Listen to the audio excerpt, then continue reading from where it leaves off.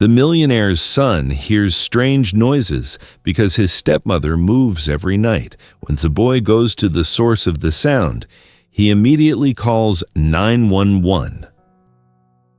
The only sound in the study was the scratch of a fountain pen on paper. Richard put the pen down and lightly massaged his temples. Dozens of contracts for tomorrow's trip to Europe were signed, but the heavy feeling in his chest didn't diminish. His gaze unconsciously drifted to the corner of the desk where a small oak photo frame rested. In the picture, Sarah was smiling radiantly under the Italian sun, her golden hair blowing in the wind. 5 years had passed, but every time he looked at that smile, Richard still felt as if someone was squeezing his heart. He reached out to touch the glass, but a sharp knock on the door startled him. Richard quickly flipped the photo frame face down onto the cold wooden surface. "Come in," he said. The door opened. Elena entered carrying a silver tray with a glass of water and a vitamin dispenser. She wore an elegant cream silk dress, her hair neatly styled in a bun, exuding the professionalism of a seasoned head nurse. "Here are your multivitamins, Richard." Elena placed the tray on the desk, her voice soft as cotton, but carrying the commanding tone of a healthcare provider. "You know, the doctor said you need to conserve your strength for the long flight tomorrow." "Thank you, Elena. I'm just a little stressed." Elena walked behind his chair, placing her hands on her husband's shoulders and gently massaging him. Her eyes swept over Richard's tired back, then paused at the built-in wall safe, hidden behind the bookcase in the corner. The glance was fleeting, sharp and calculating, before returning to her usual caring expression. "Don't worry too much," she murmured. "I've got the home front covered. I'll take good care of Leo and your mother. You just focus on bringing the money home for this family." Richard gently patted his wife's hand, feeling grateful. He didn't know how he would manage this patchwork family without her. Downstairs in the living room, Leo was sitting on the carpet surrounded by scattered blue sheets of paper. The slender boy with big round eyes was focused on folding each crease. Beside him, Margaret sat in an old rocking chair, her wrinkled, trembling hands trying to smooth out a crumpled piece of paper. 1, 2, 3. She mumbled, her eyes glazed over, staring into the void. "Enough for 1,000 cranes and Daddy will smile. Right, Leo?" "Yes, Grandma," Leo whispered without looking up. "I've folded 50. Elena's soft footsteps sounded on the stairs. She stopped, observing the two with a perpetual smile on her face. "Oh, look what our two artists are up to." Elena walked over and stroked Leo's head. "That's beautiful, young man, but remember to clean up before dinner." As she passed, the tip of her high-heeled shoe gently nudged a paper crane that was blocking the entrance to the sofa's underside. A gentle, swift kick that went unnoticed, much like one brushes away a bothersome piece of trash. Dinner that evening was served in the formal atmosphere of the large dining room. The maid placed a bowl of steaming cream of mushroom soup in front of each person. The rich aroma made Richard slightly frown. This was the dish Sarah used to cook every Sunday evening. Margaret picked up her spoon and tasted a little. Suddenly she put the spoon down with a clatter, her eyes shining as she looked at Elena. "Sarah, my dear," she exclaimed, her voice trembling with emotion. "The soup is delicious, exactly the taste of the wild mushrooms you used to pick. And this blue silk dress. I remember you wore it at Leo's birthday party, didn't you?" The space seemed to freeze. Richard dropped his knife and fork. The sound of metal hitting the porcelain plate was jarring. He looked at his mother, then at his wife, feeling awkward. "Mom," Richard said, his voice dropping. This is Elena, my new wife, and she's wearing a cream dress, not blue." Elena remained sitting upright, the smile on her lips stiff as if sculpted from wax. Margaret blinked, confusion clearly etched on her aged face. She looked at Elena for a long moment, then, as if realizing something, she gently pushed the soup bowl toward her new daughter-in-law. "Oh, I'm sorry. My mistake," she mumbled, her voice unconsciously becoming condescending. "Nurse, you don't need to keep serving. Sit down and eat with the family. It is the weekend, after all." The elderly woman's naive remark felt like a slap across Elena's face. She wasn't the help. She was the lady of the house. Elena took a deep breath, trying to suppress the anger boiling in her chest. "You're teasing Mother," she replied, her voice sweet but her eyes devoid of warmth. "I'm sitting and eating with everyone." Richard quickly diffused the tense atmosphere. "Mom is a little tired. Elena, I'll be leaving early tomorrow. I'm entrusting the whole house to you. Please take care of Mom for me. I trust you the most."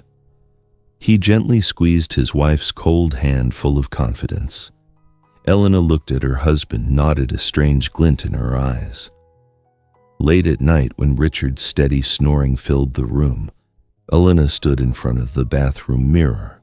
She used a cotton pad to wipe away her makeup, revealing a sharp but cold face. She stared at her reflection, then opened the vanity drawer. Her finger hooked onto the cold metal key ring, the spare set of keys Richard had given her this afternoon.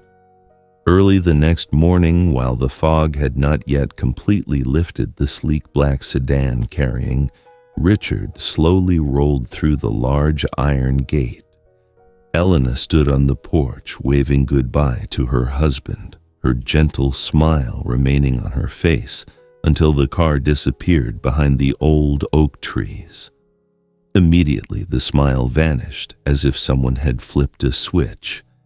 Her face became expressionless, terrifyingly cold. She turned around and walked straight into the house. Leo stood rooted at the bottom of the stairs, his small hands clutching his worn teddy bear to his chest. The slamming sound of the wooden door still echoed in his ears, and the cold silhouette of Elena disappearing behind his father's study door left a suffocating silence. The atmosphere in the house suddenly became heavy, but not the peaceful kind of quiet. It was the stillness that precedes a coming storm. Elena glided past Leo as if he were an inanimate decoration. She didn't smile, didn't pat his head, or even glance at him. She walked straight to the finely carved oak door, the one she always gently knocked on before entering when Richard was home. Today she twisted the doorknob, stepped inside decisively, and locked the bolt. The room was filled with Richard's characteristic scent of pipe tobacco and old paper. Elena took a deep breath, not to enjoy it, but to mark her territory. She circled the large mahogany desk, her red-painted fingernails tracing the glossy surface, then stopped at the top right drawer. She knew Richard usually kept important things there. The drawer was pulled open with a grating sound. Elena began to rummage, not gently, not respectfully. She tossed through files and pushed utility bills aside. Her eyes lit up when she found a dark blue folder with Richard's neat handwriting, Leo's Trust Fund, age 18. 18 years old, huh? Elena muttered, flipping through the pages. "The boy won't know how to handle money, Richard. I'll help you manage it better." She flipped to the last page and found what she needed. A small, hastily clipped note in a health monitoring notebook listing Leo's and Sarah's birthdays. The safe combination. Ridiculously simple. Elena walked over to the landscape painting on the wall and swept it aside. She spun the safe dial. Click. The thick steel door opened. Inside were stacks of cash and bond certificates.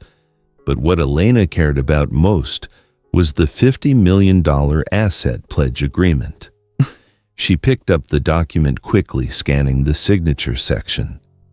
The bold print jumped out at her. Requires periodic behavioral capacity and health confirmation signature of the second guardian, Margaret Wilson. Elena let out a dry, sharp laugh that echoed in the empty room. "My dear mother-in-law," she whispered, "you will sign. I will help you sign." Meanwhile, downstairs in the kitchen, the clatter of dishes rang out. Margaret was rummaging through the cupboards, her trembling hands dropping a glass jar of gummy bears onto the floor. The colorful candies scattered everywhere. "Maria! Where is Maria?" she called loudly. Her voice panicked. "Why hasn't the nurse come back? Why does she keep walking around my house? Tell her to leave. I don't need any more shots." Elena stood at the top of the stairs, hearing every word clearly. She slowly descended, the clicking of her heels on the wooden floor sounding threateningly. She walked straight into the kitchen, looking at Margaret, who was bent over picking up candies with a vacant expression. "Mother," Elena said, her voice sweet but chilling. "The nurse won't be back, because this is her house now." Margaret looked up, staring at Elena. "You're lying. This is Sarah's house. You're just a hired helper." Elena did not reply.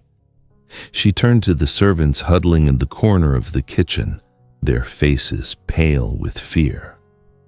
"Listen up," Elena announced clearly. "The lady of the house has a severe nervous condition and requires absolute quiet for her new treatment plan. I'm giving all of you extended paid leave. Pack your belongings and leave within the hour. I don't want to see anyone lingering around." Maria, the longtime housekeeper, started to object, but Elena's razor-sharp gaze made her swallow her words. They bowed quickly and dispersed. The large mansion now became an isolated fortress, with no one entering or leaving only 4 people. No 3 people and 1 target. In the afternoon, the sunlight began to fade. Elena stood at the kitchen, personally preparing a glass of warm milk. She took a dispenser of powerful sedatives from her blouse pocket, the kind she had secretly taken from the hospital pharmacy before requesting a leave of absence.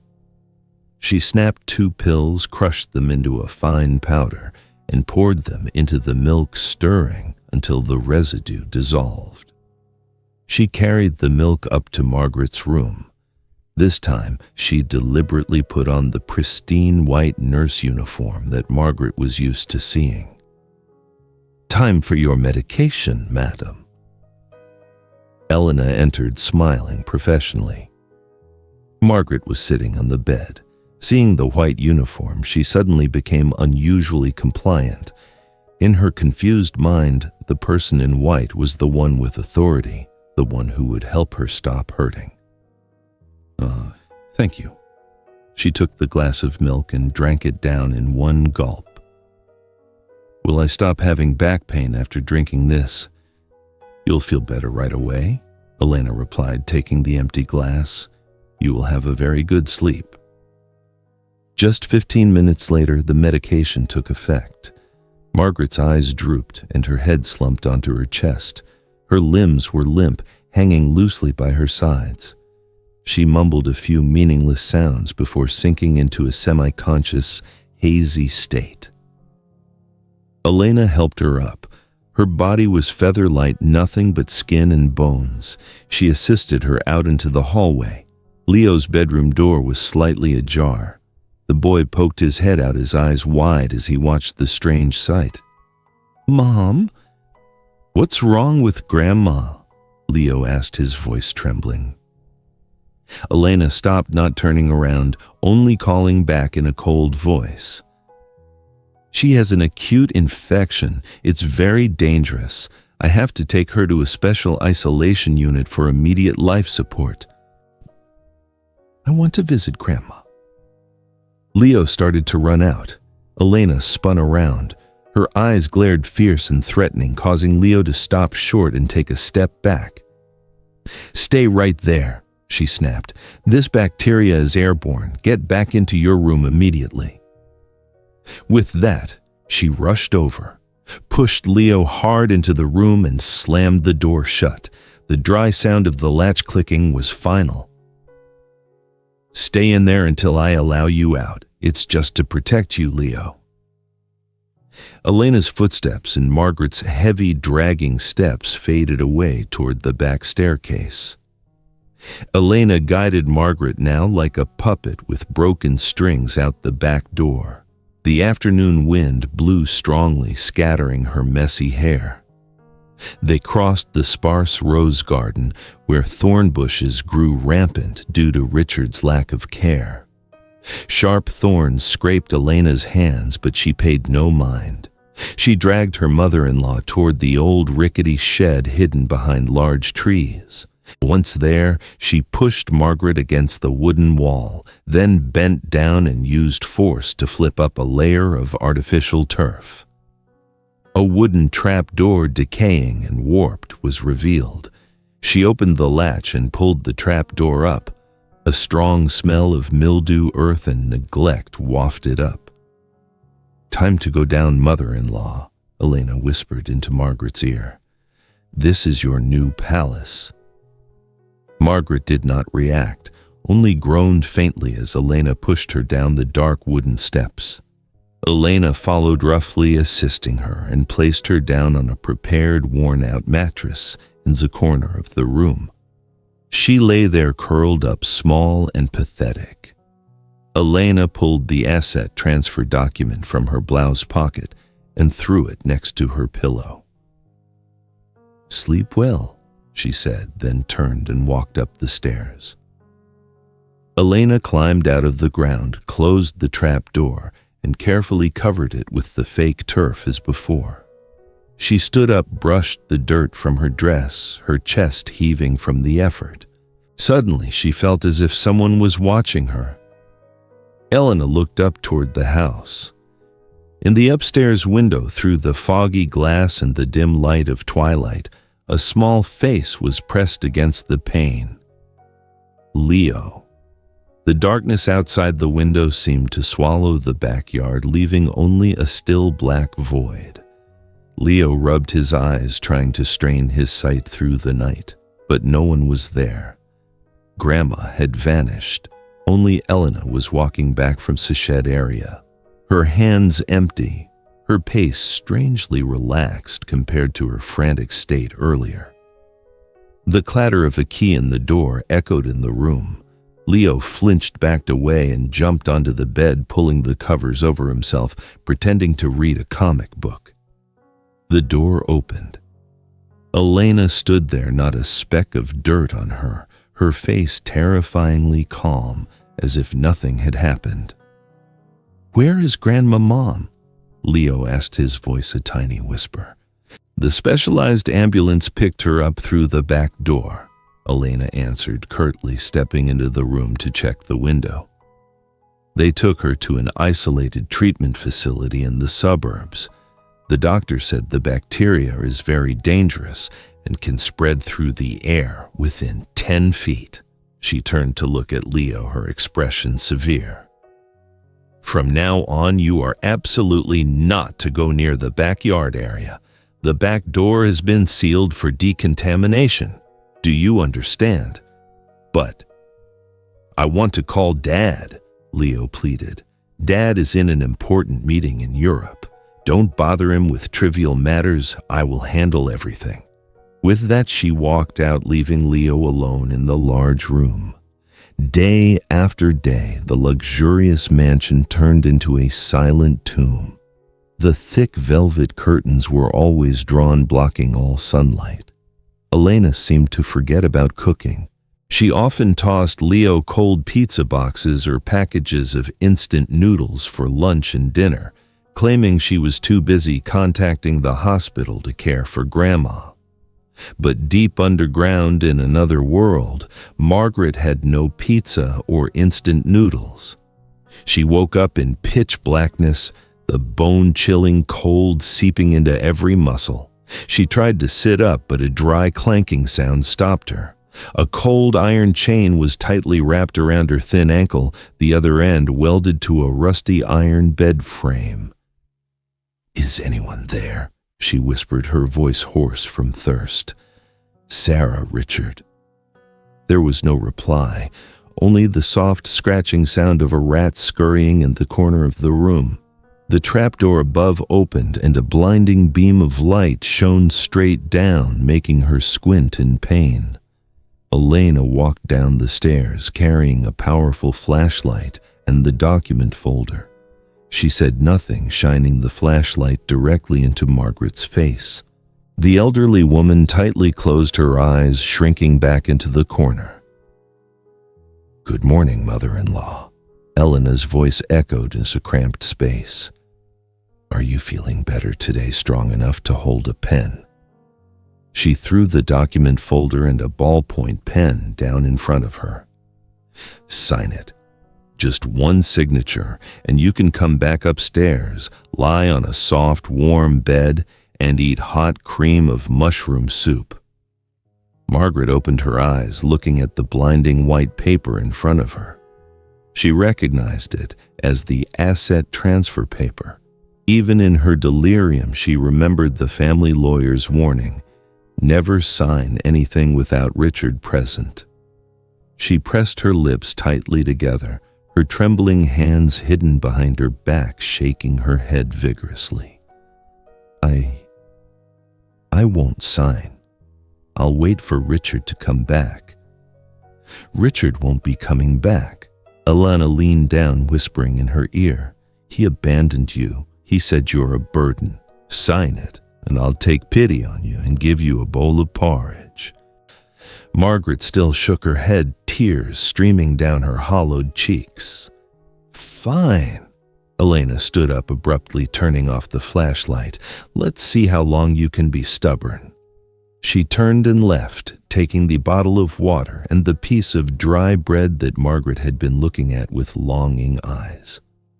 The trapdoor closed, returning the bunker to eternal darkness. That night, and many nights after, Margaret lay curled up, groaning from the agonizing joint pain caused by the complete cessation of her painkillers. Upstairs, Leo knew nothing of the torment below. He only felt utterly lonely. Every morning he would take out his colored paper and fold crayons. Blue, red, purple, and yellow crayons piled up on his study desk. He didn't dare ask Elena about Grandma anymore. Instead, he secretly brought the paper crayons to the door of Grandma's old bedroom, the one Elena falsely claimed was being sprayed for disinfection. Leo lay flat on the cold hallway floor, pushing each crane through the narrow gap under the door. "Grandma, did you get the cranes?" he whispered. "I've folded 300.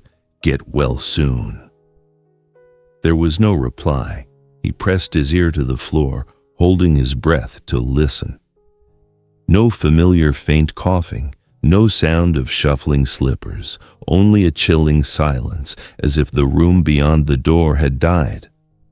The paper cranes began to pile up behind the door, stuck together, because no one picked them up. Down in the bunker, Margaret also started folding cranes. In her delirium from hunger and pain, she groped on the dirty floor and found empty pill blisters that Elena had discarded after each sedative injection. Her hands, once adorned with diamond rings and holding wine glasses, were now smeared with dirt. She used her dull fingernails to peel off the sharp aluminum foil, tearing up the stiff cardboard backing. The sharp edges cut her fingertips, drawing blood, but she didn't feel the pain. She only felt the need to fold. 1 for Leo. 2 for Richard. She mumbled, her voice distorted and inaudible. The crumpled, blood-stained, and dirty cranes gradually formed scattered around where she lay like silent companions. Leo began to suffer from insomnia. A sensitive child's biological clock always woke him up at exactly 11 p.m., and he noticed a strange pattern. Around that time, soft footsteps would sound in the hallway. Leo peeked out the door. Elena, wearing a full blue medical protective suit carrying a large black trash bag, tiptoed down the stairs. The bag was bulging heavy, unlike normal household trash. Tonight, Leo's curiosity overcame his fear. He waited until Elena had disappeared, then quietly followed her barefoot. He hid behind the thick velvet curtain at the back door, holding his breath as he watched. Through the glass, he saw Elena carrying the bag toward the back of the garden. Her manner secretive, hurried, her head bowed to avoid being seen. She vanished behind the thick bushes near the old shed. Leo stood frozen there, counting every second. 10 minutes, 20 minutes, 30 minutes passed as slowly as a century. Finally, Elena returned. The trash bag was no longer in her hand. She quickly stepped into the kitchen, panting. Under the faint yellow light of the microwave, Leo saw her hastily taking off the rubber gloves she was wearing. On the opaque white gloves, there were scattered reddish-brown streaks. Elena crumpled the gloves, tossed them into the trash can under the sink, and then thoroughly washed her hands with soap before heading upstairs. Leo waited until her footsteps had completely faded on the second floor before daring to move. He trembled as he stepped out of his hiding place, approaching the trash can. His heart pounded in his chest as if wanting to jump out. He held his breath and used 2 fingers to cautiously pick up the rubber glove Elena had just discarded. He brought it close to his nose under the dim nightlight cast by the refrigerator.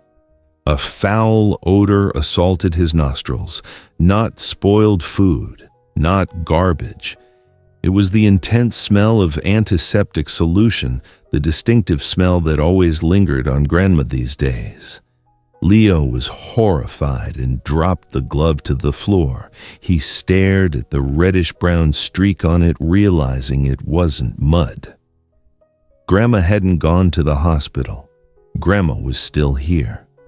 The blood-stained glove was just the beginning of the horrifying secrets being buried. Would a lone 10-year-old boy have the courage to confront his cunning stepmother on the coming stormy night? Be sure to follow now to step with Leo into the night of destiny in the next chapter where the gates of hell truly open. Leo was startled and dropped the glove as a loud crash echoed right above the roof. He backed away, looking out the kitchen window. The pitch-black night sky was ripped apart by jagged lightning bolts, followed by a torrential downpour that poured onto the house like a waterfall. In the flashing light, he saw a small figure struggling against the strong wind in the middle of the backyard. It was Elena. She was wearing a full rain suit, still carrying the familiar black bag hunched over, battling the wind to get to the shed. The wind howled, tearing open the sliding glass door behind the kitchen that Elena had just stepped out of. The door slammed violently against the wall frame and sprang back, unable to latch shut due to the immense force of the wind. The only chance. Leo didn't think anymore. He rushed to his room, grabbed his windbreaker and the detective flashlight his dad gave him last birthday. His heart was pounding in his chest so hard he was afraid Elena could hear it. He squeezed through the flapping glass door, throwing himself into the pouring rain. The freezing rainwater stung his face. Leo bent low, keeping close to the wooden fence to avoid being spotted. He followed the faint shadow of his stepmother ahead. Elena walked very slowly. The strong wind almost knocked her down several times. Near the shed area, Leo quickly hid in a thick rose bush. Sharp thorns pierced his thin coat, scraping his arms until they bled, but the fear had paralyzed any sensation of pain. He held his breath and watched. Under the intermittent flashes of lightning, Leo saw Elena stop in front of a seemingly normal patch of grass. She bent down using both hands to lift a large section of turf. It wasn't real grass. It was a heavy wooden trapdoor cleverly disguised. Elena opened the trapdoor, tossed the black bag down first, then cautiously climbed down the dark steps. The trapdoor remained wide open. Leo bit his lip, counting silently in his head. 1 minute, 2 minutes, 10 minutes passed as slowly as a century. Finally, Elena climbed out. Her face was soaked with rain, pale from the cold and exhaustion. She didn't close the trapdoor immediately, but stood panting for a moment, then scurried back toward the house to avoid the hail that had begun to rattle down. In her haste and overconfidence, she had forgotten to check if the trapdoor was securely closed. Waiting until Elena's shadow had completely vanished in the rain, Leo mustered all his courage and darted out. He crawled to the edge of the trapdoor opening. A wave of cold air wafted up to his face. Leo turned on his flashlight, shone it down, then took a deep breath and began to climb down. The rotten wooden steps creaked ominously under the weight of a 10-year-old boy. The deeper he went, the stronger the stench became. It was the thick smell of long-standing mildew mixed with stagnant waste and antiseptic solution, making Leo nauseous. His feet touched the damp floor. He swept the beam of the flashlight around the small, narrow room. "Grandma?" Leo called softly, his voice trembling. The light stopped at the corner of the wall where there was an old rusty iron bed. And there Margaret was lying curled up on a thin, filthy, stained mattress. Leo nearly dropped the flashlight. He didn't recognize the elegant, fragrant grandmother of the past. The woman in front of him was only a skeleton covered in skin, her hair messy and matted. Her ankle was tightly secured to the bed frame by a large iron chain, the surrounding skin chafed raw and inflamed. But the most haunting sight was not the chain. Scattered around her everywhere on the damp floor were hundreds of paper cranes. They were not folded from Leo's colored construction paper. They were folded from pill blisters, dry bread wrappers, toilet paper, even ripped pieces of plastic.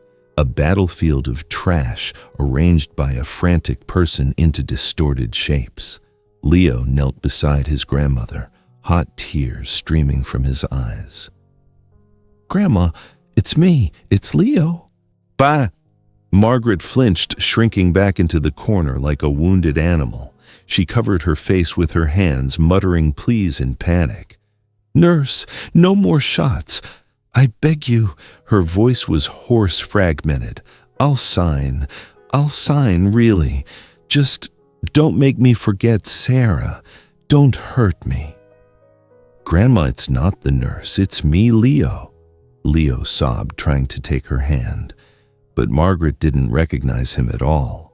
Her eyes were wide, vacant, staring fixedly into the space behind Leo where there was only darkness. "Sarah told me to fold cranes. Fold 1,000 cranes. Richard will come home for dinner." She mumbled again, returning to her frantic paper folding, ignoring her grandson standing stunned beside her. Suddenly, from the trapdoor opening above, hurried footsteps stomped on the ground. And then Elena's angry shout echoed, pierced through the sound of the rain. "Leo! Where are you? Why is the back door wide open?" Leo flinched, his blood turning to ice. Elena had realized he wasn't in his room. She was coming for him, and she was heading this way. He looked at his grandmother one last time, his heart aching, but his survival instinct surged strongly. He couldn't let Elena catch him here. If caught, neither he nor his grandmother would ever escape. "I'll come back for you. I promise," Leo whispered, then quickly turned off the flashlight. He rushed up the stairs in the dark, fumbling for each slippery wooden step. Elena's yelling grew closer, clearly audible. "You brat, where are you hiding?" Leo scrambled out of the trapdoor opening. The rain continued to lash his face. He tried to run quickly toward the side of the house to avoid running into Elena, but the slippery mud made him stumble. Thud. With mud covering his face and clothes, Leo tried to stifle his gasps, lying pressed against the cold, wet grass. Elena's flashlight beam swept across the bush right above his head, only inches away. "Leo, come out now." "Oomph." Elena hissed in the wind, sounding like metal scraping on glass. She turned and headed toward the shed to check the trap door again. Seizing the opportunity, Leo jumped up and ran frantically around the side of the house. He grabbed the drain pipe, climbed onto the slippery ledge, and squeezed through the upstairs bedroom window he had carefully left ajar before leaving. Just in time. The bedroom door burst open. Elena stood there, her hair messy, rainwater dripping onto the wooden floor.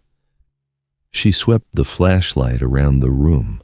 Leo lay curled up on the bed, his eyes tightly closed, trying to keep his breathing steady even though his heart felt like it would burst from his chest. The flashlight beam stopped on him. Elena walked closer, touching the shoulder of Leo's pajamas, soaked. Leo held his breath, bracing for a furious outburst. But Elena looked at the wide-open window where the wind and rain had soaked a large area of the floor and the nearby bed. "Next time, remember to close the window before you go to sleep, you useless child," she muttered, slamming the window shut before turning and leaving. The cold sound of the lock clicking echoed. As soon as Elena's footsteps faded, Leo threw off the blanket and jumped up. He pulled out the old emergency Nokia phone his dad hid under the pillow. His fingers trembled as he dialed 911. 911, what is your emergency? The female operator's voice was steady. "Ma'am, please help me," Leo whispered, tears streaming down. "My grandma, she's locked in a scary basement. My stepmother chained her up and makes her fold cranes out of trash." The other end was silent for a moment. "Little boy, calm down. What is your name? Where are you?" "I'm Leo Wilson. My house is the Lakeview Mansion at 18 Oak Street. My grandma is dying. She's so thin, she doesn't recognize me anymore." "All right, Leo, listen to me. Are your parents home?" "Dad is on a business trip. Only my stepmother is here. She's mean. She hurt Grandma." The operator tapped on her keyboard. The Wilson family file appeared on the screen. Richard Wilson, millionaire wife, is head nurse. Elena Wilson, clean record, frequent charitable donor. Leo. The staff member's voice softened, sounding a bit skeptical. "Did you just watch a scary movie? Or are you playing a challenge game with your friends?" "No, I'm telling the truth. I just went down to the basement. It smelled awful." "All right, I've noted the information. Go back to sleep now and don't play with the phone anymore." The call was disconnected. Leo stared at the dark phone screen, letting his hand drop onto the bed in despair. No one believed him. In Berlin, Richard was sitting in the middle of a board meeting. The atmosphere was tense as shareholders fiercely debated the new merger plan. His personal cell phone vibrated persistently on the glass table, an unfamiliar number from the States. He frowned, motioned for an apology, and answered the call. "Mr. Wilson, I'm calling from the county sheriff's department." A stern male police voice came through. "We just received a 911 call from a number registered to your son, Leo." Richard's heart skipped a beat. Leo. What happened to him? Was there an accident? "No, sir. The boy reported a false crime. He said, well, his stepmother locked his grandmother in the basement and made her fold paper cranes out of trash. We checked the records. Your wife is a reputable head nurse, so this seems to be a child's prank. Please discipline the boy and not waste the emergency line." Richard froze. The pen in his hand clattered onto the desk. "Fold paper cranes?" he asked again, his voice strained. "Yes, folding cranes from trash. Children's imagination is certainly vivid these days." The police hung up. Richard sat motionless. Around him, the shareholders' arguments became distant, blurry. Leo never lied. He had never made prank calls to anyone, let alone the police. And the detail, folding paper cranes, that was the secret between the grandmother and grandson. Only his mother and Leo knew about the 1,000 cranes promise. Elena didn't know. Outsiders certainly couldn't know. Why would Leo fabricate a story about folding cranes in such a horrible context? A vague yet chilling fear began to creep up Richard's spine. He recalled the calls home over the past 2 months. Mom was always sleeping. Mom was tired. Mom didn't want to answer the phone. Elena was always the one to reply, her voice perfectly sweet. He trembled as he dialed the home landline. The phone rang long, endlessly. No one picked up. He called Elena's cell phone. "The number you have dialed is currently unreachable." Elena was currently deep in the bunker, resecuring Margaret's ankle chain after the trapdoor incident. The silence was terrifying. The disjointed pieces began to connect in Richard's mind. Elena's overly enthusiastic offer to care for his mother, the way she dismissed all the servants, and now his son's desperate plea dismissed as a prank. He had placed too much trust in that perfect facade. He had entrusted the sheep to the wolf. Richard stood up abruptly, pushing his chair back. The chair's screeching sound on the floor silenced the entire conference room. "Mr. Wilson, we haven't voted yet," a shareholder spoke up. "Cancel," Richard said, his voice hard, cold, and decisive. "Cancel all contracts. The meeting is adjourned." He turned to his stunned assistant. "Book the soonest flight back to the States immediately, the very first one. If there are no commercial flights, charter a private jet for me. I must be home tonight." "But sir, the multi-billion-dollar project." "I said immediately," Richard roared, his eyes blazing with anger, making his assistant flinch. He strode quickly out of the conference room, leaving behind the chaos and astonishment of the entire board. Richard stood in front of the large glass window of the Berlin airport, looking out at the vast runway in the darkness. The reflection in the glass was no longer the successful, refined businessman.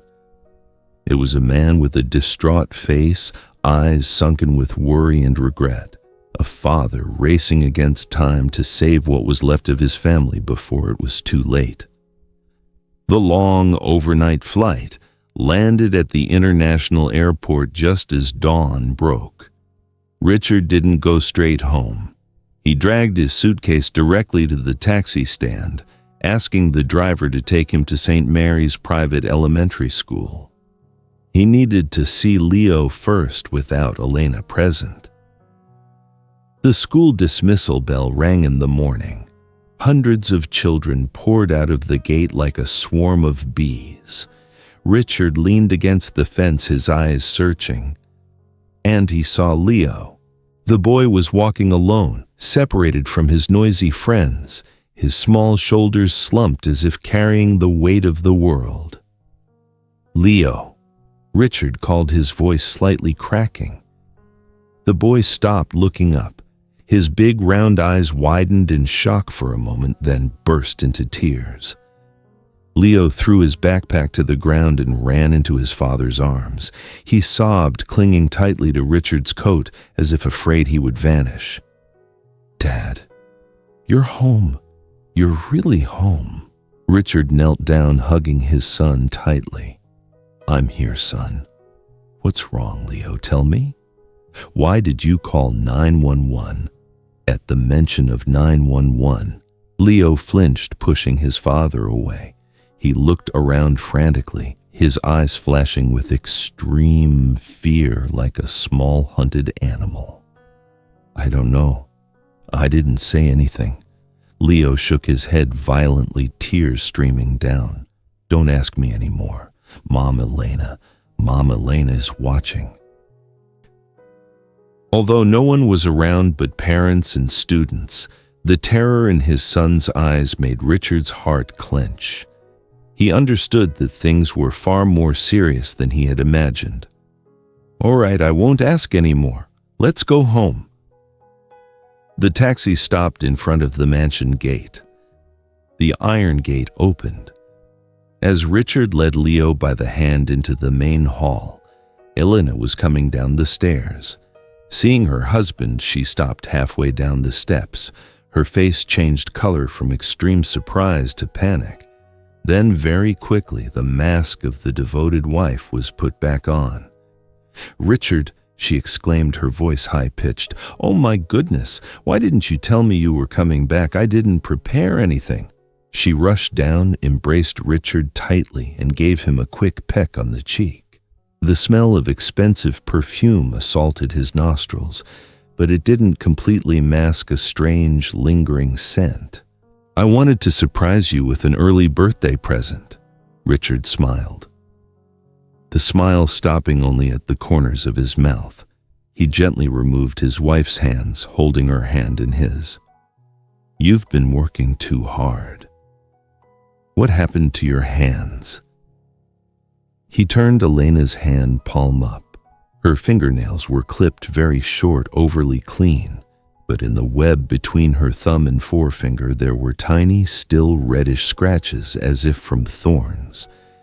And the smell of antiseptic, the distinct, strong hospital smell, wafted clearly from her skin. Elena quickly pulled her hand back, hiding it behind her back. "Oh, I was just gardening.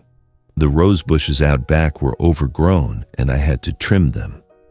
You know I like to keep things clean. I had to wash my hands thoroughly with medical alcohol." "Is that so?" Richard nodded, his eyes darkening for a split second. "Where is Mother, dear? I'd like to go up and say hello." "Mother?" Elena hesitated for a second, then regained her composure. "She's not here, my love. Last week her condition suddenly worsened with constant difficulty breathing. I was so worried that I moved her to the Golden Autumn nursing home in the suburbs. They have life support equipment and doctors on call 24/7. It's much better than at home. Why didn't you call to tell me?" "I called many times, but your number was unreachable. Probably because you were too busy with meetings. I was planning to wait until you got back to discuss it more thoroughly." Elena led Richard to Margaret's old bedroom to prove her point. The room was empty. The bedding was neatly made without a speck of dust. The wardrobe was open and empty. All traces of his mother's presence had been meticulously erased, suspiciously clean. "I cleaned it thoroughly for disinfection," Elena explained. "Would you like some orange juice? I'll go make some." "Thank you." As soon as Elena turned and disappeared, Richard walked over to the bedside cabinet. Previously, the framed picture of Sarah, his late wife, was always placed there next to the vase of white lilies that Margaret changed every day. Now Sarah's photo had been turned face down on the wooden surface. In that place of honor was a cheap, bright red plastic rose arrangement. Richard trembled as he picked up the frame and flipped it over. Sarah's smile reappeared behind the dusty glass. He gently traced his finger over his late wife's face, then placed it back in its original position, facing the door. That night, Richard lay awake in bed, his eyes open, staring at the ceiling. Beside him, Elena breathed steadily, seemingly fast asleep, but he knew she was only pretending. Around 2 a.m, Richard quietly sat up and went out onto the balcony to smoke. The night wind was chilling. He leaned against the railing, looking down at the pitch-black garden. Thump, thump, a very faint muffled sound echoed from below. Not the wind, not insects. It was regular rhythmic, like someone using a hard object to knock on a wooden wall, deep underground. Richard held his breath and listened. Thump, thump, thump. A soft hand wrapped around his waist from behind, startling him. Elena pressed her face against his back, whispering, "Can't you sleep?" "Do you hear that sound?" Richard asked, not turning around. "The knocking from the backyard." "Oh," Elena replied immediately, her voice unusually alert. "That's the fish pond pump, dear. The impeller is clogged with debris, and it's been making that noise for days. I was planning to call a repairman tomorrow." "The fish pond pump," Richard repeated. The fish pond was in the front yard, and this sound clearly came from the backyard, the area near the old shed. But he didn't expose the clumsy lie. He turned around facing his wife. The faint moonlight shone on Elena's beautiful face. She was wearing a thin, sensual silk nightgown with a low neckline. Richard raised his hand, pretending to affectionately stroke her hair. His finger slipped down to her neck, touching the necklace she was wearing. The black Tahitian pearls felt cold under his touch. Richard froze. This was the third-generation Wilson family heirloom Tahitian pearl necklace. His mother, Margaret, always wore it and had once sworn an oath before the spirits of her ancestors. Only the eldest daughter-in-law, the one recognized by the mother, is allowed to touch it. She had never, not even in her most confused moments, taken it off to give to anyone, even Richard. Yet now it rested arrogantly on Elena's neck. "That's a lovely necklace," Richard said, his voice dry. "Mother gave it to me," Elena smiled, stroking the pearls. "Before she went to the facility, she said she considered me her own daughter and wanted me to keep it for her." "Is that so? How thoughtful of her." Richard dropped his hand from his wife's shoulder. He felt sickened by her brazenness. "I'm tired. I'm going to sleep," he said, his voice cold. "Come sleep with me," Elena cooed. "No, I still have some urgent company work to take care of. You go to sleep first." Richard turned and walked out of the bedroom. As soon as the door closed behind him, the forced smile on his face vanished. His face hardened, and the veins on his forehead bulged. He didn't go down to the kitchen. He walked straight down the hallway into his private study. Click. He locked the door. Richard sat down at the desk and turned on his computer. The screen's cold blue light illuminated his angry face. His fingers quickly typed a complex password to access the hidden security system. He had secretly hired a private investigation company to install this system right before his business trip as a precaution against theft, while the man of the house was away. Tiny pinhead-sized cameras were concealed in unexpected blind spots. Elena, with her overconfidence, was completely unaware of the existence of this third eye. Richard took a deep breath and pressed the enter button. The video folder appeared. The stark truth awaited him there.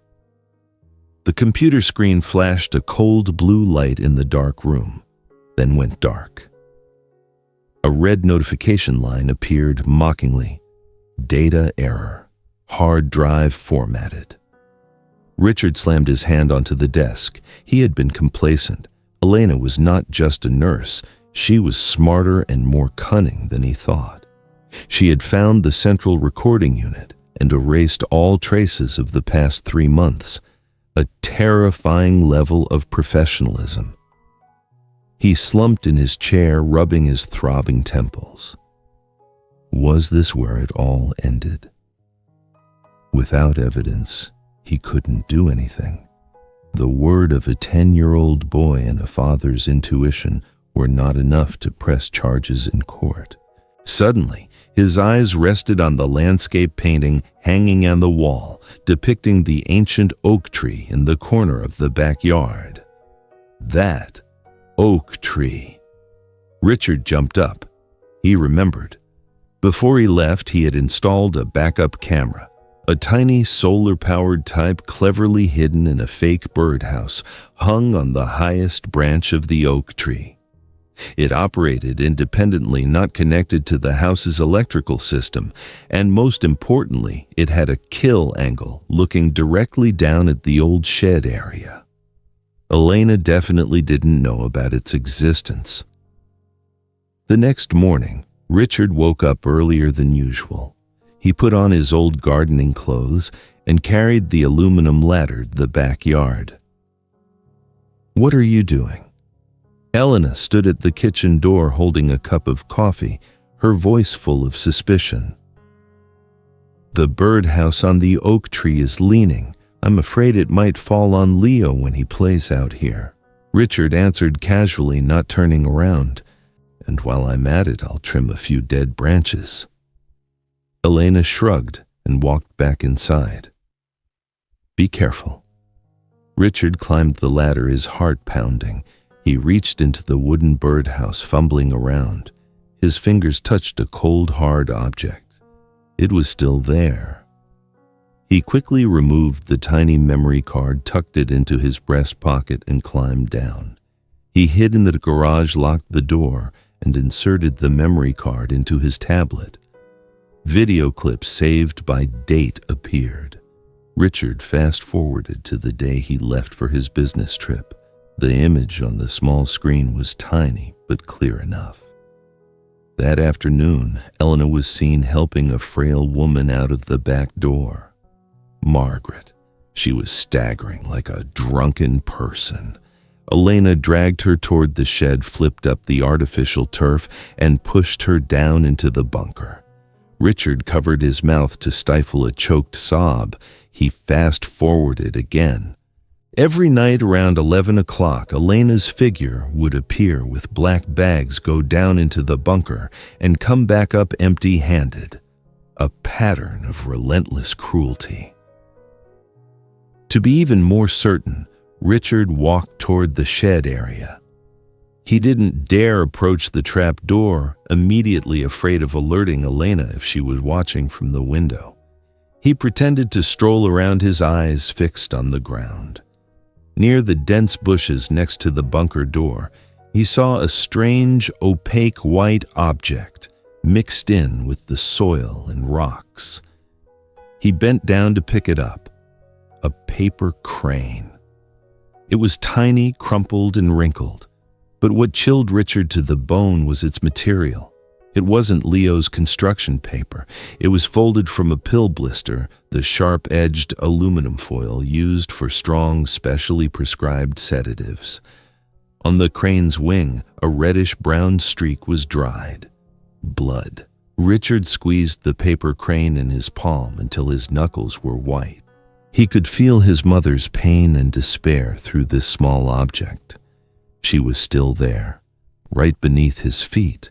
Whether alive or dead, he didn't know, but he knew what he had to do. Lunch that day took place in a strained atmosphere. Richard struggled to swallow each spoonful of food as if swallowing crushed rock while Elena prattled on about her vacation plans. "I plan to go to the spa with some friends from the charity committee for 3 days," Elena said elegantly, wiping her mouth with a napkin. "I need to de-stress a bit. Taking care of Mother for the past few months has exhausted me." "Yes, you go ahead," Richard replied, not looking up. "You deserve a rest." In fact, he knew exactly where she was going. The family's private lawyer had secretly informed him this morning that Elena had scheduled a meeting to finalize the asset transfer with the claim that Margaret has signed the power of attorney. "I'm leaving this afternoon." Elena stood up, blowing her husband a kiss. Richard walked her out to the car. The bright red Mercedes was parked in front of the gate. Elena loaded her suitcase into the trunk, then turned to hug her husband. Richard leaned down, placing a light kiss on her forehead, a cold, emotionless kiss, like kissing the dead. "Have fun, Elena," he whispered. "Enjoy your last days of freedom." "What did you say?" Elena asked, not hearing clearly. "I said drive safely." Richard smiled, the smile not reaching his eyes. The car rolled away, kicking up dust. Richard watched until the red dot of the taillights disappeared behind the row of old oak trees. The smile on his face instantly vanished. His face hardened, his jaw clenched. He did not go back into the main house. He turned on his heel and walked straight toward the garage. He opened his toolbox and pulled out a long, heavy metal crowbar. The cold steel reflected the fiery eyes of a man who had been pushed to the brink. Patience was over. Now was the time for action. Thank you for your patience and for staying with us until this moment to witness Richard's awakening. The suppression has reached its limit. The crowbar in the father's hand is now the key to breaking the deception. Will Margaret still be there to wait for her son? Don't forget to leave a like and comment to give Richard strength for the upcoming breathtaking and tearful rescue in the next chapter. The sound of iron clanging against stone echoed dryly in the quiet garden. Richard forcefully drove the pointed end of the crowbar into the gap between the wooden trapdoor and the hard ground. He gritted his teeth, putting his entire body weight onto the handle of the crowbar. The muscles in his arms strained, trembling with rage. Crack. The rusted latch broke, scattering everywhere. The heavy wooden trapdoor flew open, crashing onto the grass beside it. A wave of cold air rushed up, carrying an unmistakable smell, the stench of decay, mildew, and stagnant waste. Richard coughed violently, covering his nose. He turned on his phone's flashlight, the white light piercing the dense darkness below. Without a second's hesitation, he rushed down the rotting wooden steps, almost slipping and falling headlong. "Mother, Mom!" His call echoed in the cramped space, sounding heartbroken and desperate. The flashlight beam swept across the dark room and stopped in the corner. Richard froze in place. The crowbar slipped from his hand, clanging loudly onto the floor. His mother, the woman who always appeared with her hair neatly pinned up with a faint scent of Chanel perfume. Now she lay curled up on a thin mattress, blackened with filth and stained. The silk nightgown she wore was now ripped, clinging to a body that was only skin and bones. Her ankle was tightly secured to the bed frame by a large iron chain, the surrounding skin chafed raw and oozing a bloody pus-filled discharge. But the most haunting sight was not the chain. Scattered around her everywhere on the damp floor were hundreds of paper cranes. They were not folded from Leo's colored construction paper. They were folded from pillboxes, dry bread wrappers, toilet paper, even ripped pieces of plastic. a battlefield of garbage arranged by a person in distress into distorted shapes. Richard knelt down next to his mother, hot tears streaming down his face. "Mom, it's me. It's Richard." He reached out a trembling hand to touch her shoulder, afraid that a light touch would make her shatter. Margaret slowly opened her eyes. Her deeply sunken eyes were cloudy, as if covered by a thick layer of fog. She looked at him, her gaze vacant empty. Her cracked, dry lips moved, but no sound escaped except a faint wheezing from her sunken chest. Richard quickly grabbed the crowbar, inserting the pointed end into the chain link on her ankle. He gritted his teeth, using all his strength to pry hard.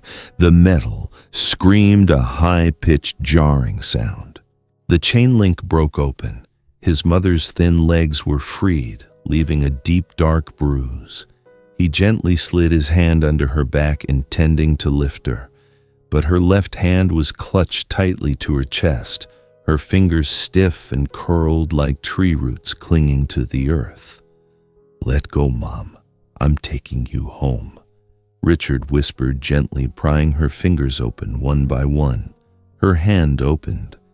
Something fell into his palm. It was a paper crane, but this crane was different from the others. It was folded from a thick, pristine white paper with a clear red stamp in the corner of the wing. Richard unfolded the crane. The intricate folds straightened, revealing the bold text, "Deed of Trust Fund Ownership Transfer. Beneficiary Elena Wilson." But at the bottom of the page, where Margaret's signature was required, the paper was completely shredded and torn.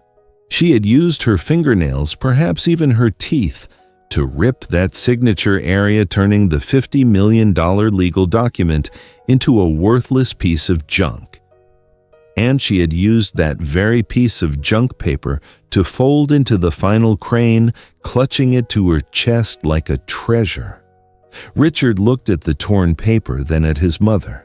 He understood everything. She wasn't crazy. In the depths of pain and fear, she had used her last ounce of strength to fight. She would rather die in the dark basement, rather fold cranes from trash, than let the villain steal her grandson's future. "Oh, God, Mom!" Richard buried his head in his mother's chest, sobbing with pain. The sound of a grown man weeping fractured in the dark bunker. Leo, come down here and help Dad," he shouted up toward the trap door opening, the sound of running footsteps on the ground. Leo poked his head down the trapdoor, opening, his face pale with fear. But when he saw his father hugging his grandmother and crying, the boy didn't hesitate, rushing down. "Grandma!" Leo burst into tears, hugging her thin legs. "Grandma, I'm sorry. I'm so late." Richard wiped his tears, pulling himself together. "Leo, step aside a little.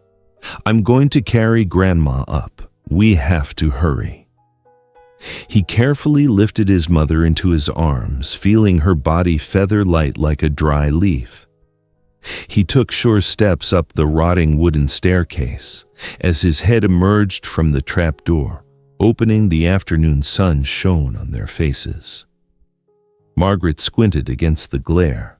For the first time in 3 long months, sunlight touched her pale skin. Richard gently placed his mother on the green carpet in front of the shed. He pulled out his phone, his mud-stained fingers trembling as he dialed 911. 911. "What is your emergency?" "Ambulance, please." Richard's voice cracked, choked with sobs. "I need an emergency ambulance immediately. The address is 18 Oak Street.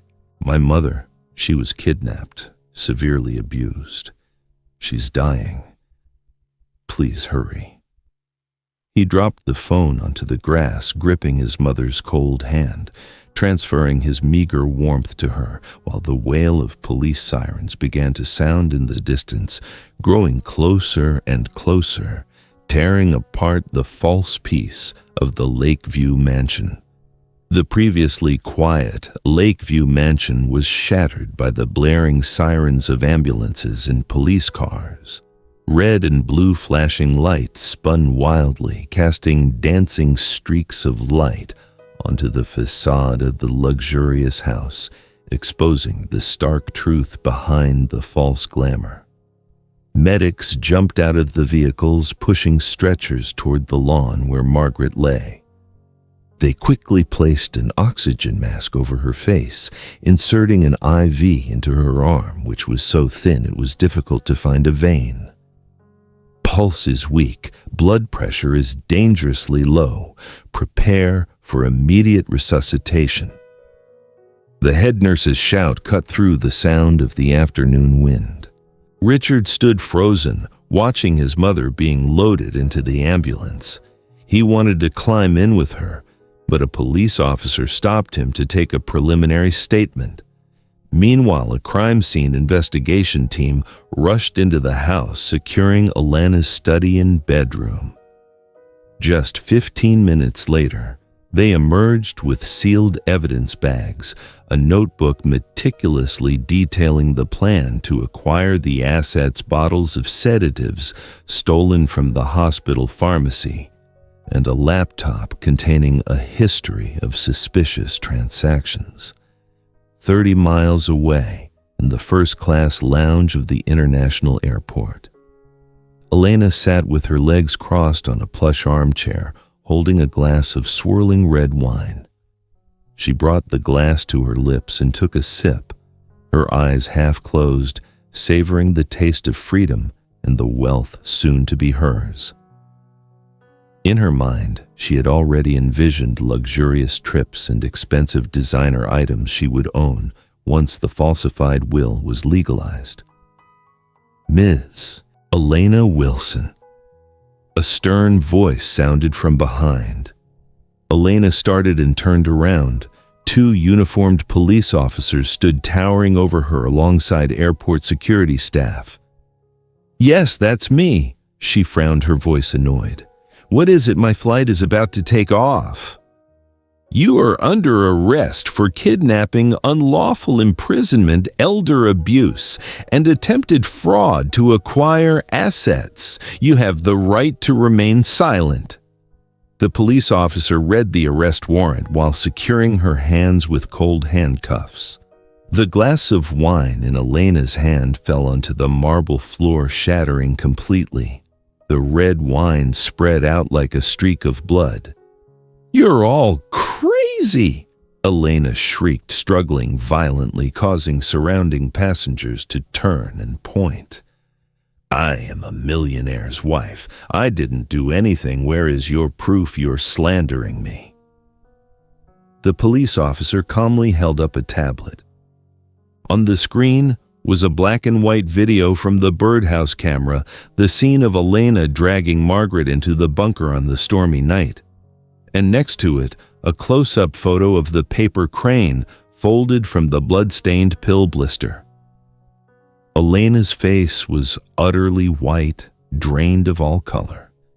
She gasped, unable to utter a single word. Her legs gave way, and she collapsed completely. Her billionaire dream vanished, replaced by the cold, lifelong sentence awaiting her. At the Central Hospital, the air in the intensive care unit was thick with the smell of antiseptic and the monotonous beeping of machines. The head physician stepped out, removed his mask, and shook his head gently when he saw Richard and Leo huddled in the hallway. "We did everything we could, Mr. Wilson," the doctor said, his voice somber. "But your mother's lungs were too severely damaged and infected from inhaling mold and fungus over a long period, coupled with extreme physical depletion and blood infection from the sores. She's unlikely to make it through the night." Richard nodded, tears streaming inward. He took Leo's hand and walked into the patient room. Margaret lay engulfed by a tangle of wires and machines. Her face was gaunt, her skin grayish. Only her chest rose and fell faintly with the rhythm of the ventilator.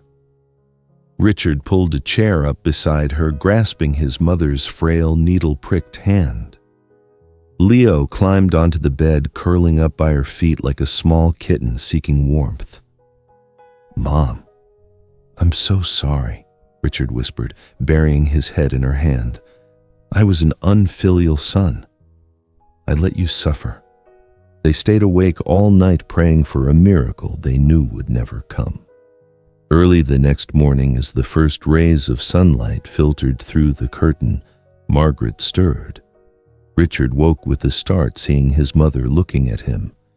Her eyes were no longer cloudy and vacant as before.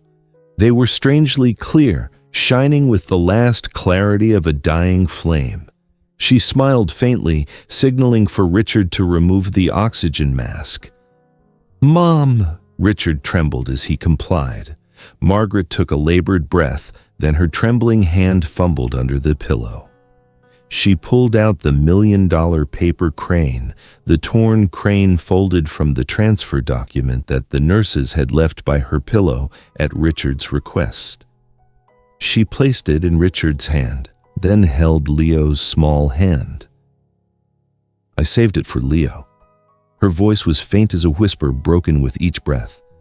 "Don't cry. Richard, the wish came true. Your father came home for dinner with me, with Sarah."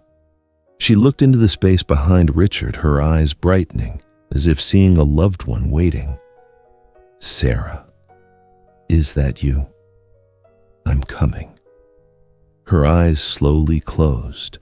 A contented smile remained on her dry lips. Her chest stopped rising and falling. Richard tightly gripped his mother's hand, feeling the last warmth slowly fading away. He buried his head in her chest, listening to her faint heartbeat slowing down, and then stopping completely. The heart monitor emitted a long, monotonous tone, signaling her final departure. Richard stood up gently, closing his mother's eyes. He turned and hugged Leo tightly. The boy burst into heartbreaking sobs that echoed throughout the sterile white room. "Grandma is gone, Dad. She's really gone. She's gone to meet your mother, Sarah, son." Richard choked out, tears rolling down his cheeks. "She was a hero. She fought to her last breath for us."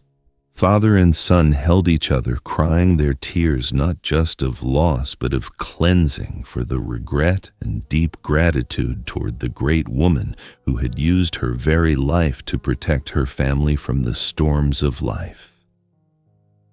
The small chapel on the hill was filled with the pure white of lilies. The clean, gentle scent spread throughout the quiet space, partially soothing the grief of those who remained. Margaret loved lilies the most. She used to say that lilies symbolized reunion and a pure soul, just like the way she had lived her entire life. The funeral was solemn and tearful.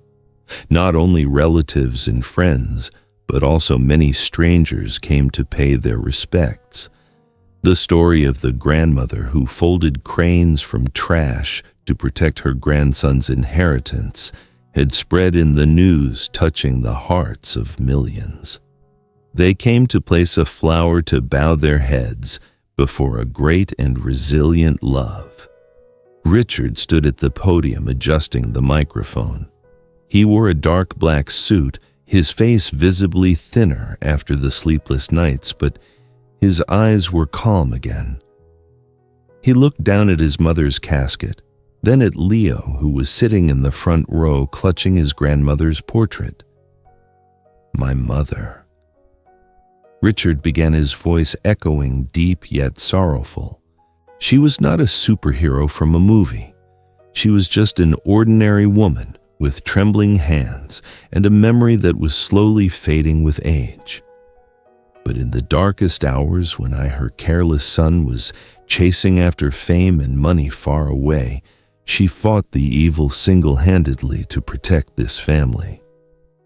He paused, swallowing his emotion. The entire hall was silent, only the sound of soft sniffles. I made the mistake of thinking that money could compensate for affection. I allowed loneliness to destroy the souls of my dearest ones. Today, before my mother's spirit, I apologize. I promise I will never let anyone feel lonely in their own home again.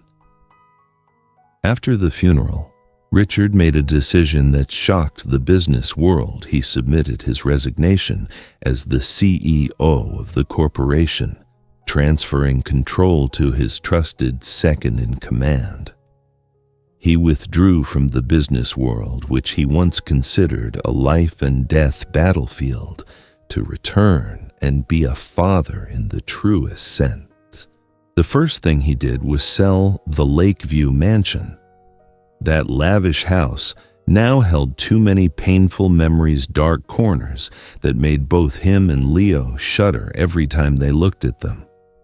Father and son moved to a small, cozy wooden house in the peaceful suburbs with a large, sunny yard and white-painted wooden fences. Here there was no underground bunker, no locked rooms, only windows always open to welcome the breeze. Leo began to recover. The first few nights, the boy still woke up startled, drenched in sweat from nightmares about the dark bunker and his grandmother being chained. During those times, Richard was always there, holding his son, comforting him until he fell back asleep. Gradually, the monsters in his dreams disappeared, replaced by the image of his grandmother smiling gently in a radiant rose garden, holding paper cranes that flew high. 1 month after his mother's passing, it was autumn, and the golden honey-like sun poured onto the turning red maple trees. Richard drove his old pickup truck carrying Leo back to the cemetery on the hill. They brought a bouquet of pristine white lilies in a large glass jar. Margaret's grave was next to Sarah's. The two most important women in Richard's life were now reunited under the shade of the ancient oak tree. "Hello, Mom, hello, dear," Richard whispered, placing the bouquet between the two graves. "Leo and I came to visit you today." Leo spread a small blanket on the grass. The boy pulled out bundles of colored construction paper from his backpack, blue, red, purple, yellow, vibrant colors. "Dad, let's fold cranes," Leo said, handing his father a blue sheet of paper. "Grandma said if you fold 1,000 cranes, the wish will come true. But I'm not wishing for you to come home anymore because you're already here. I wish Grandma and Mom Sarah are always happy in heaven." "That's a great idea, son." Richard smiled, sitting down next to him. Father and son quietly started folding. Richard, with his large hands accustomed to signing billion-dollar contracts, was now awkwardly folding each tiny crease. Leo patiently showed his father each step, just as his grandmother used to show him.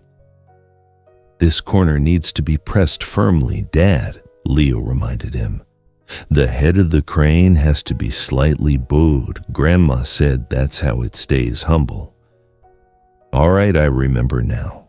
Richard chuckled, adjusting the head of his own crooked crane. And time passed peacefully. The sun gradually set in the west, painting the entire sky pink. The glass jar slowly filled up with colorful cranes. Each crane was a memory, a loving message, a piece of forgiveness and healing. When the last crane was placed in the jar, Richard picked up a piece of pristine white paper. He folded a white crane slightly larger than the others. He wrote inside the crane's wing, "Thank you, Mom. Thank you, Sarah, for loving my son and me unconditionally." He stood up and walked to the edge of the hill where the evening wind blew strongly up from the valley. Leo ran after him, holding his father's hand tightly. "Ready, son. Ready." Richard raised the white crane high into the sky. He took a deep breath of the scent of grass, earth, and freedom. He let go. The cool breeze caught the crane, lifting it up high. The white crane soared and spun in the wind as if dancing a joyful farewell. It flew higher and higher past the oak trees, merging into the clear blue sky, flying toward the brilliant sunset. Richard and Leo stood there watching the tiny white speck until it completely disappeared into the void. Richard turned to look at his son. The twilight sun outlined Leo's brown hair with a golden glow. The boy's face was rosy, his eyes sparkling with joy. "Grandma got it, didn't she, Dad?" Leo asked. "Absolutely." Richard nodded, gently squeezing the small hand in his. "Grandma and your mother are smiling down at us." They smiled at each other, a relieved and peaceful smile. Their family, though missing important pieces, was now reconnected by the eternal glue of love and sacrifice. The wounds would eventually scar, but the lesson about the value of family would remain forever. This story is not just a family tragedy, but also a sharp warning about emotional neglect. Elena's evil was terrifying, but it was Richard's inattentiveness, his use of money to fill the emotional void, that was the first crack, allowing the evil to creep in and destroy the home. The most valuable asset in a person's life is not in a $50 million safe, but in presence. Don't wait until your loved ones are just paper cranes folded from trash to realize the value of attention. Come home for dinner while you still can. Note, the story above is completely fictional. The names of characters, locations, and events have been created for the purpose of illustrating the educational and artistic message. Any resemblance to real persons or actual events is purely coincidental.